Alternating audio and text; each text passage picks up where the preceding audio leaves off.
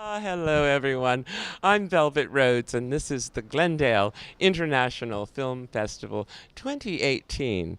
And we are here at the glorious Lemley Theatre in Glendale. And I have one of my favorite filmmakers here, John Hindman. Thank you very much for having me here. It's very nice to be here. Very nice to be here in my now adopted home city. So Really? You mean you adopted Glendale?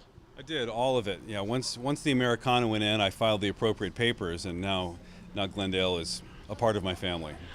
Very, very good. What inspired you to make your movie?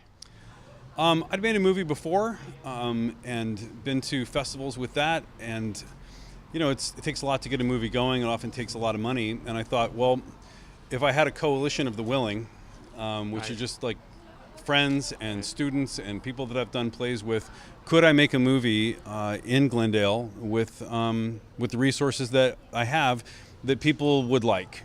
And so we set out to do that. It was more of an art project than anything else, and it turned out well enough that kind people such as yourself and other festivals have embraced it, and we're very excited. Well, The Passing Parade is one of my favorite films, and I think that John has done a magnificent job putting this film together. Tell us, how did it evolve? Because I know that films always begin somewhere and then take on a life of their own.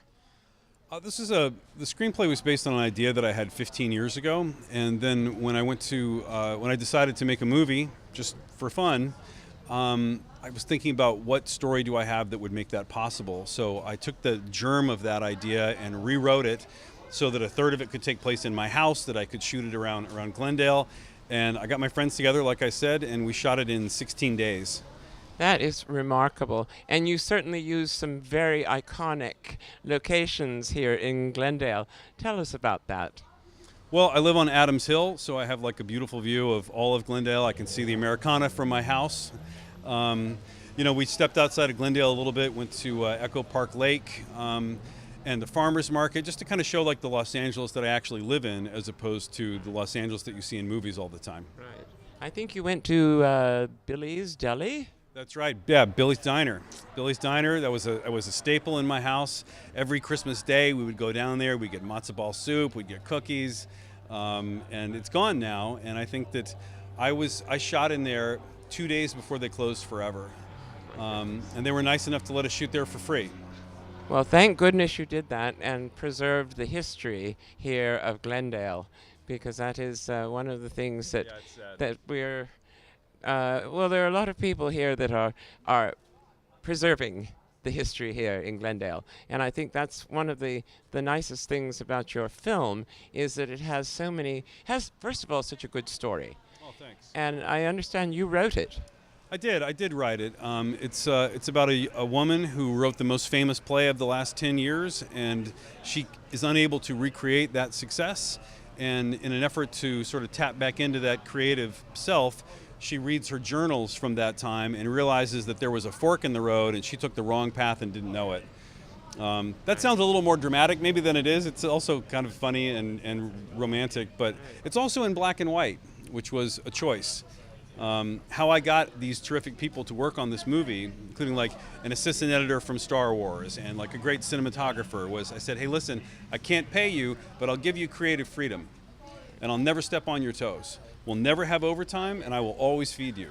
So everyone kind of was able to bring their own creativity to the project, as opposed to just people trying to fulfill my singular vision. Well, what a vision it is, and we're so happy that you're here at the Glendale International Film Festival. One more question, John. How did you start your filming career, and what was your inspiration in writing as well? I saw Rocky when I was 10 years old, and that changed me on a cellular level. Like, for real. Like, I was one kid when I walked into that movie, and I was somebody else when I walked out, and I've only wanted to be a director. I did stand-up for 10 years. I was just hoping to get on a TV show so that they would let me be on there long enough that I'd get a chance to direct. And then when I was like about 18 years ago, I said, I'm just going to start writing screenplays because I have a sense for it, and you don't need permission to write.